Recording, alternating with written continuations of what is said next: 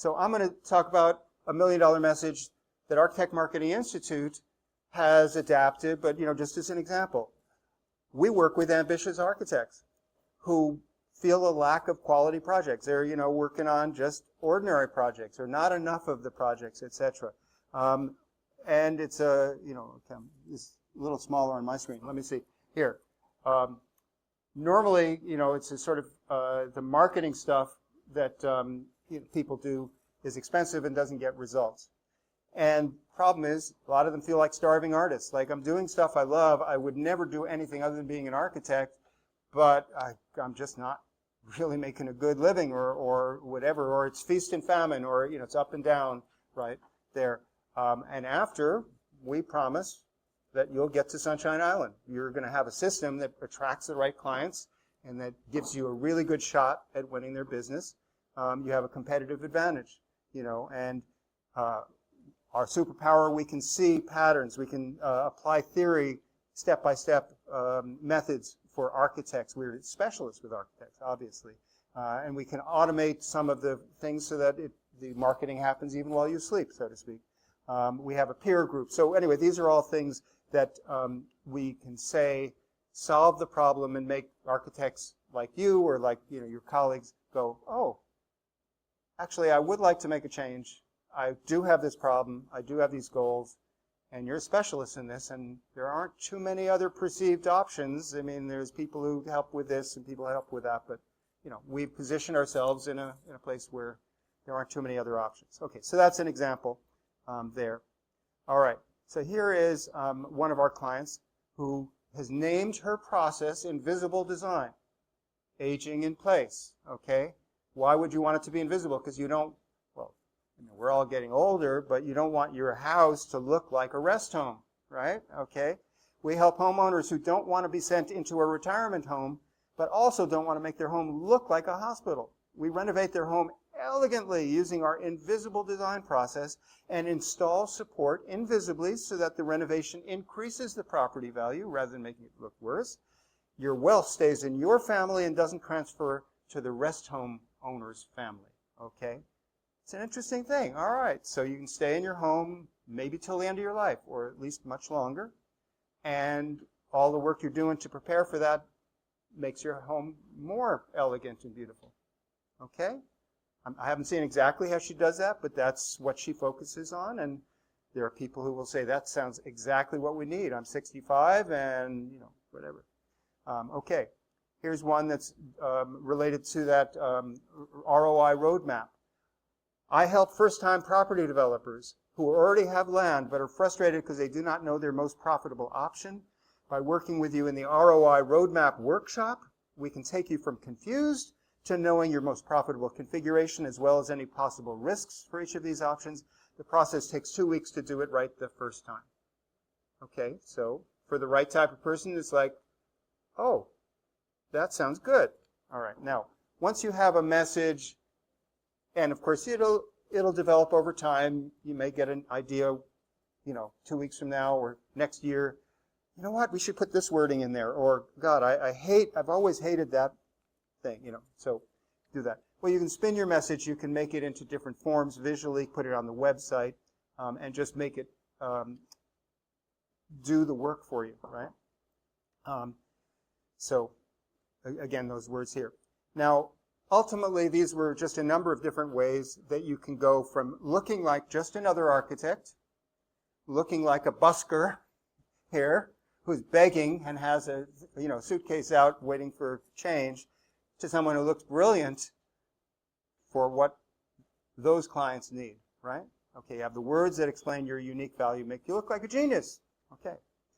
All right, so we've been talking a little bit about the 80-20 niche, picking a niche that you can win in, and definitely about how to establish your values so that people go, oh, you're special, right? Okay, now we're going to talk about this other part here. So in between referrals, promote, and lists, those are ways that you go out to market. Well, we all know that referrals are a great way to get clients because when somebody refers a person, they come somewhat pre-sold. I've heard you're pretty good, or I heard they had a great experience, or they said, you got to use you, and I don't know, I trust Joe, and he said, I should talk to you, okay. Right, but you come like there, that's great. One of the things I won't have time today to talk about is how can you build out referral systems so you can potentially double or triple the number of referrals you get because you cultivate the referral partners, the people who could or should refer work to you. So that's time for another story or another presentation. And promoting, there are many different places where you can get in front of your market. And a list, and I'll just mention briefly what a list is. We all know people. We all have email, databases in Apple Mail or Gmail or Outlook or whatever. Some of them are business contacts. Maybe many of them are, right? How often are you in touch with them? Depends, right? Okay. If you were in touch with them more, would they remember you? Maybe, If you shared good information on a regular basis, would they think of you if somebody was saying, I'm thinking of doing this remodel here, and they go, oh, well, you should talk to Eva, because her firm, they're always sending me some good stuff. How do you become more referable? How do you stay top of mind? So those are some, just generically ways that you're going to be in front of the market. But now I'm going to talk about, in my last 25 minutes, 3 different offers, 3 different ways that you can engage with the market before you normally would in the traditional architectural process. In other words, you'll potentially be talking to people long before they're ready to hire an architect and develop a relationship and be the person that they go, oh, well, of course we want to talk to you about this project. Okay. All right, so let's look at this. Think about when people are gathering ideas about could we do a remodel? Could we do a second story? Or could we replace this with that? Can we, achieve this result? They're going to do some research, all right? They may do it online. They may do it through friends. They may, whatever it is. They may watch videos. At a certain point, they may get a little closer to needing some specific advice. Could we do it in Palo Alto, this type of thing? And how much would it cost, actually? We have $500,000. Would that be enough to do this thing? Okay. And then, of course, at a certain point, if they've gone through that, they'll go, well, we need to find the right architect. Okay. But in terms of percentages of people who eventually do projects, a large percentage of them at any given time are just looking for information, trying to think of, are we going to do this? All right. And then some are ready to get some professional advice, but still aren't ready to hire an architect. So most architects have a single offer that they say, when you're ready to do this type of project, we're here to help you design it and get it built. Hire us. Okay? Well, not bad, but it's only one thing, and it doesn't resolve or doesn't get in front of the people at these earlier points. So needing specific advice, like, well, is it feasible? How much will it cost? What sort of constraints do we have in terms of zoning or, this or that? Okay, diagnosis and research. That maybe takes some time. They're not sure whether they're actually going to do the project or what the project will look like. Can you offer something to do that? Absolutely. What about answers to specific or general questions and educational resources? So if you can provide resources that people, when they're searching for stuff, they find, or people point out, oh, you should get that planning guide. I've seen Eva's firm has that there. Then you get discovered earlier on. Now, as I said, most architecture firms just have the hire our firm, and they don't have offers now for these other things. Now, if you think about sharing educational resources as a thought leader, there's very little competition among your peers, right? Not so many of them are putting things out on their architecture site, their website, with that. So there's low competition. If you're offering some specific feasibility studies or other things, paid or free, but generally if it's really research, then you probably want to be paid for it. Not much competition. But you will end up, so these are some of the things that you're going to be doing. And why is that? Oh, Jesus. When my phone is coming in, it's just interfering here. I have to figure out how to turn that off, but oh well. So these are things that there's high competition at the point where they're saying, you know, we'd like to hire a design firm, right? Okay. So Richard, my partner, giving a marketing workshop in New Zealand, met an architect. One of, you know, he was helping all different types of firms. Architect attended, Mona Quinn is her name. She sent an email following saying, I got your email. He sent out a follow-up email. You know, do you have any questions? You know, contact me if you want to have a consultation. I got your email. I really need help, but I'm an architect. You know, I mean, I can't afford too much, and I don't think your type of marketing is going to really work directly for architect. Well, but still, she met with him and decided to hire him. Now, one of the things he discovered is that no other profession really has to justify their fees as much as architects. I mean, you all, well, if you haven't been selling, if you've just been a member, then you haven't seen it as much, but you all will have to justify your fees. People will say, why are you charging that much? Isn't it something you just push a button and the computer does that sort of thing? And you've done it so much, could we get a set of plans? Or, you know, whatever it is. Okay. Well, she had all sorts of things that, well, what are your problems and what were your mindset? Well, marketing doesn't really work for architects. I've seen them, you know, put ads in the paper. I don't think that really works. I can't afford it. I need more clients, but I'm rather young. I'm a woman. You know, they weren't going to pay me that much. I don't know what exactly to do. I don't want to waste time with stuff, waste money, and I don't know where to start. So all sorts of things were there. Okay, so Richard worked with her and started with the research saying, well, how do you normally sell your design services? And she said, well, you know, I meet somebody, they call in, we arrange a meeting. If the meeting goes well, I say, would you like a proposal? And then if I'm lucky or if I do it right, or, you know, they'll sign a contract. Okay, very interesting.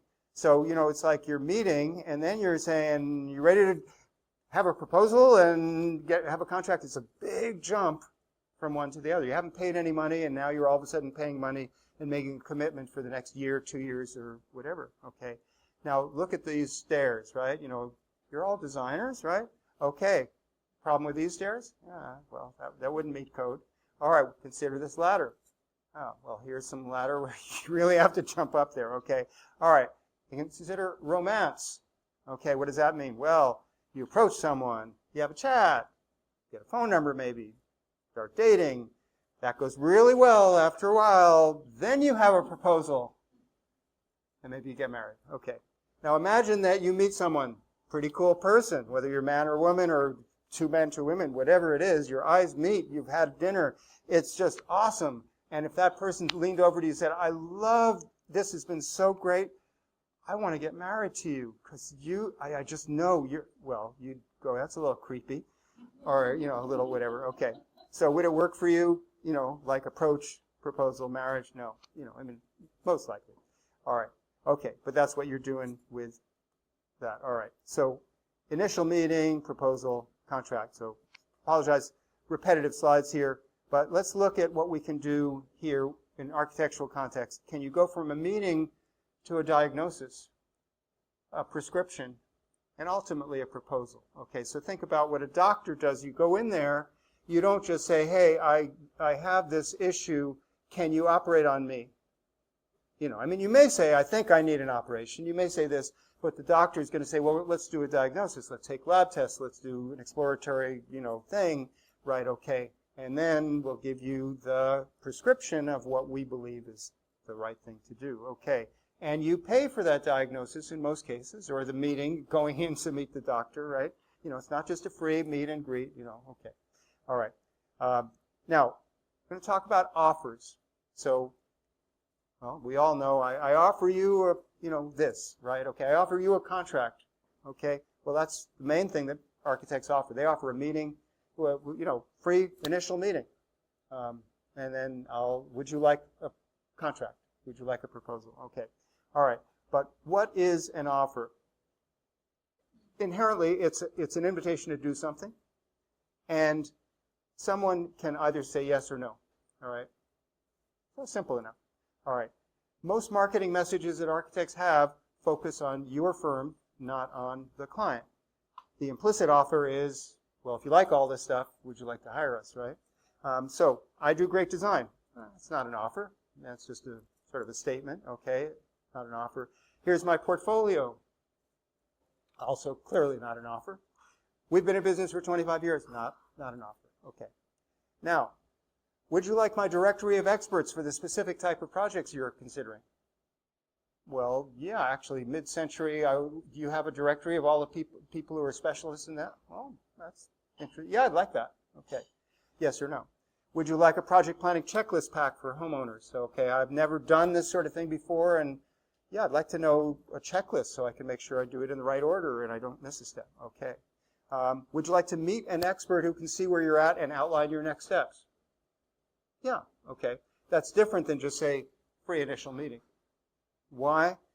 Because it says something about seeing where you're at and outline your next steps. Now, you may say, well, that's, of course, we talk and I see where you're at and I'll tell you what I think. But it's a very specific offer. It can be structured like that. Now, how do you make something into an offer? And all of these things in the middle are ways that you can get the offers in front of them. I'm going to talk about a monkey's fist, which is an odd term, okay? And you can see this little hook and fish, right? Okay, so you're trying to catch some fish here, some clients, right?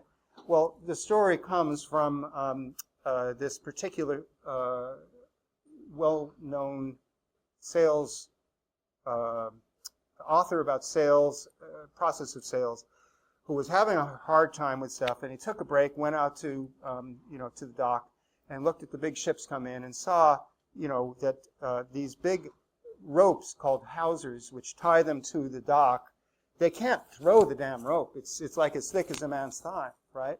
They take this macrame ball that you can see there, that is sometimes called a monkey's fist, which has a piece of lead inside, like a lead ball. It's wrapped, and it's got a thin line, and they swing it and they throw it out to the longshoreman, who then grabs it, and they pull it in, and it's attached to the heavy rope, and then they can tie it down. All right.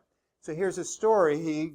I believe he was a door-to-door salesman, and whether he sold coffee or not, the story goes that, instead of saying, hey, madam, I have some coffee, would you like to, look at my wares and buy something? Well, it got like a 4% conversion. In other words, 1 out of every 25 would say, yeah, actually, we are out of coffee, and I might want to do that. But instead, he changed it to, I have a sample of our coffee. Would you like a free sample?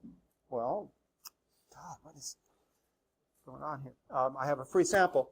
Of course, much higher percentage would say, yeah, I'll take a free sample. Smells good, etc. Well, that's great, madam. I'll be back next week to see what you think, And if you like it then, I'll give you some more, things. And so he comes back the next week and says, with your first purchase, I'll give you this other thing, okay. And the conversion, the number of percentage of people who purchased went up to like 40%. So huge difference with this offer. So what's the best thing that you can throw out to potential clients?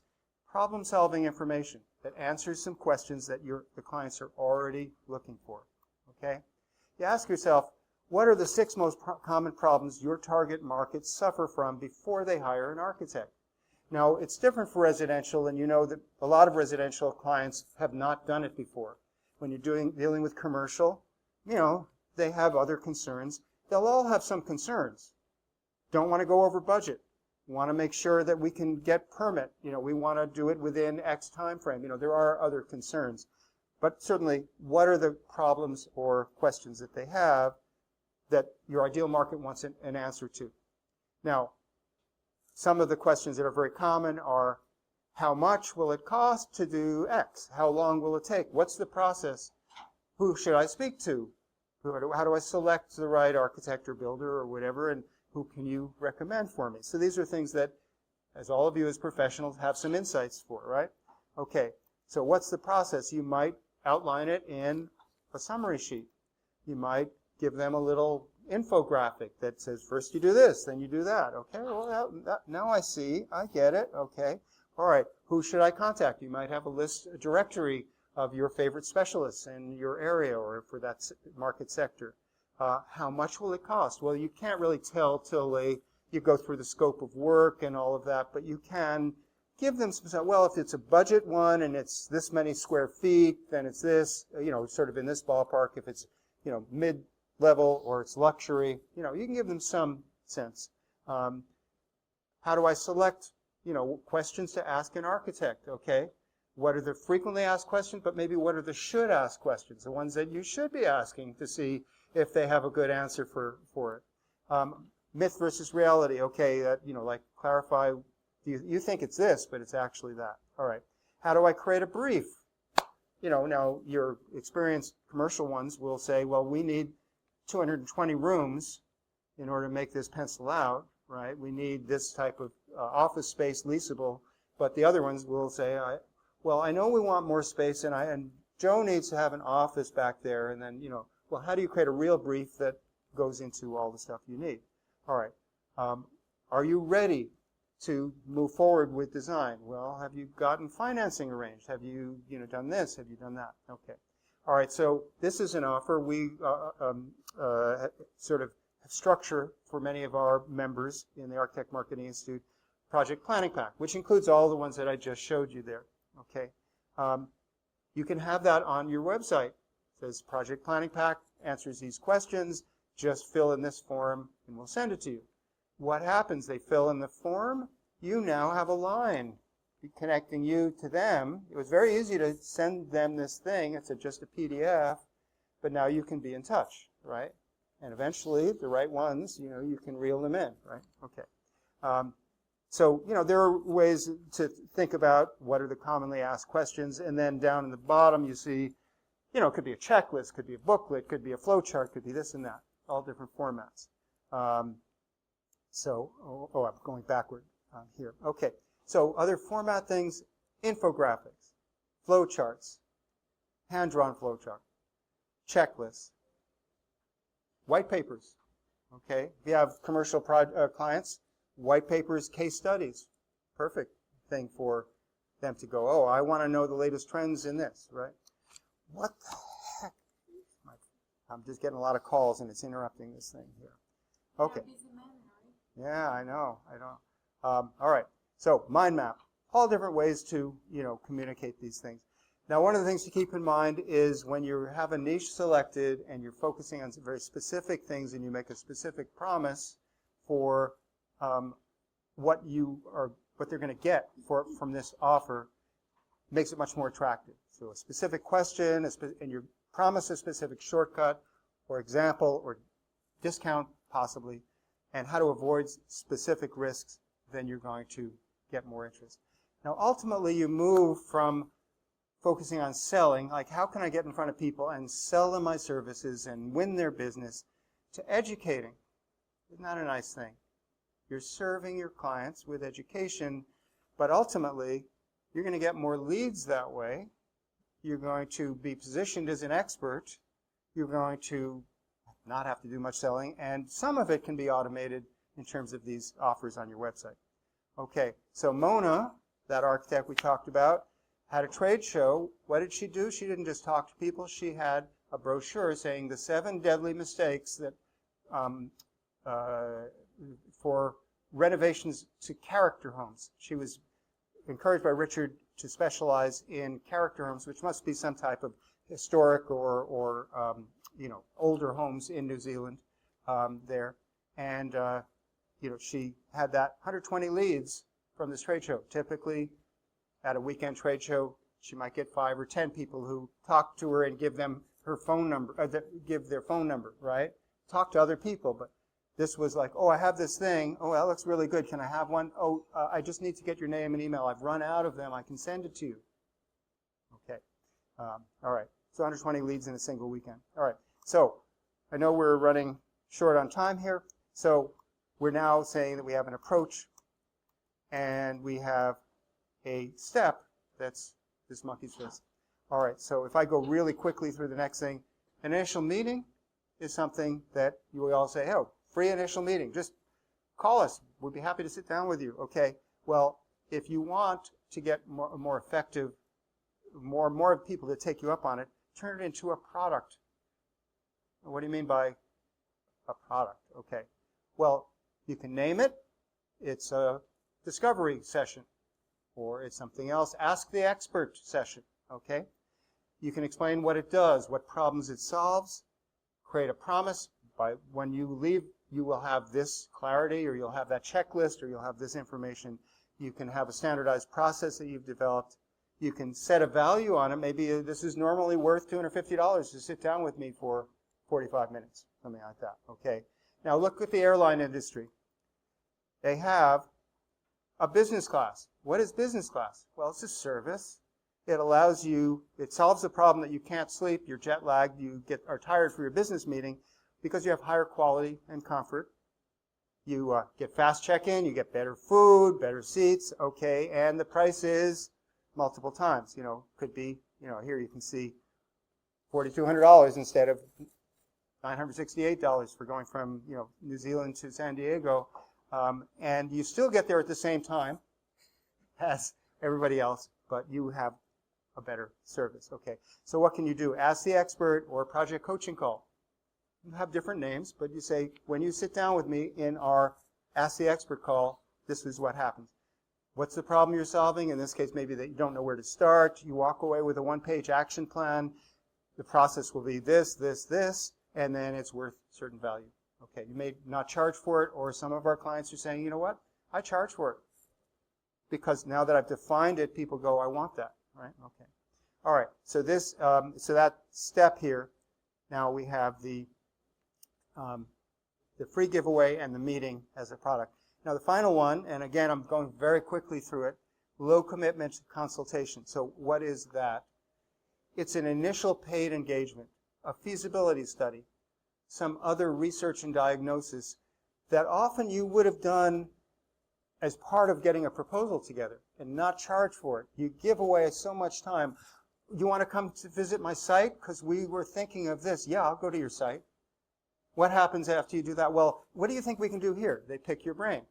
Well, what sort of zoning would be? Well, I'll research that. I'll figure that out. People put in hours doing this, and you should be paid for it. Now, you can win even with a higher fee if you have built up this relationship with an LCC. So here again is a name for discovery consultation booking. Name, a promise, says we do this, this, this, a problem that is resolved, a price, and a process here, and one for commercial, so I don't have time to go into it. Now, in Richard, my business partner, his job 30 years ago in IT, they were asked to do huge corporate and government proposals. Okay, it took weeks to research, to figure out the scope of work and what they needed and whatever. And all the companies that were being asked were doing that research and quoting different things. We need this type of server and that type of software and these types of training and this type of this, and somebody else has those things. Okay, so he said, it's expensive to do that, it's crazy. Well, we can either do a quote for you or we can conduct a feasibility and requirements analysis. Our analysis allows us to fully understand your requirements and assess what will be needed. $1,750 for this thing.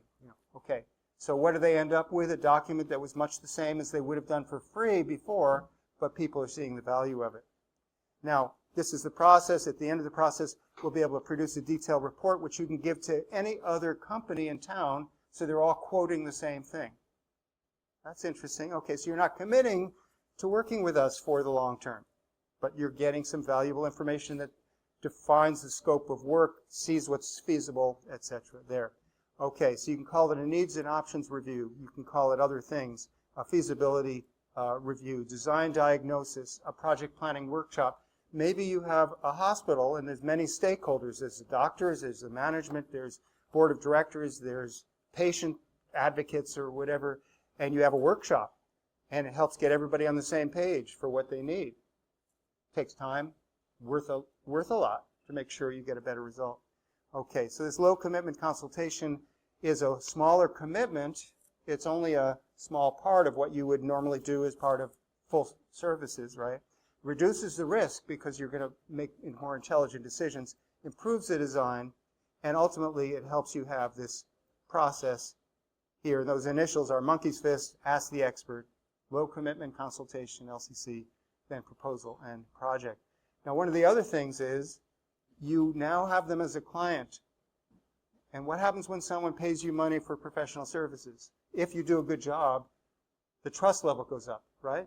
Because they go, oh, well, that was useful. That was good. Oh, I like working with you. Okay, and that's different than I like meeting you, right? Okay, so it increases your chance to win the project. So the number one reason why architect marketing things fail is because you're focused on competing at that 3% level when people are saying, well, we really need to pick an architect now. Okay, and if you can be in front of people earlier, it will increase the number and the likelihood that you're going to be in the favored position, right? Okay, so the 20%, remember the 80-20 thing, if you focus on the right type of marketing, you can get better results. And ultimately, in the client journey, when they're gathering info and have questions, and we go through this whole process here,